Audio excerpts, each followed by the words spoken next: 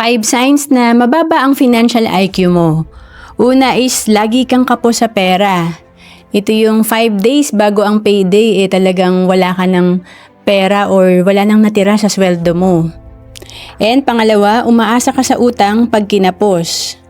Dahil wala kang ipon at emergency fund, kapag namroblema ka or nangailangan ka ng pera, talagang ang solusyon natin nagiging utang. And pangatlo, kapag payday, una mong naiisip ay gastos. Wala pa ang sweldo, iniisip na natin, saan ba natin ito gagastosin?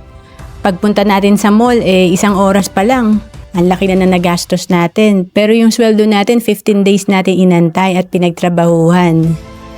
And pang-apat, wala kang kontrol sa paggastos. Ito yung hindi mo alam kung saan nga ba napupunta yung pera mo. Mangyayari ito pag wala tayong budgeting at hindi natin nililista yung mga gastos natin.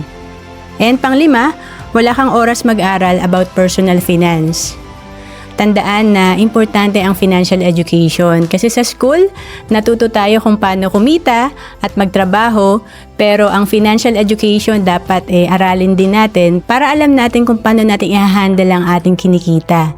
And to know more about savings and investment, message mo na ako sa Facebook, Roan Salis Capistrano, or email me at roan.capistrano@gmail.com.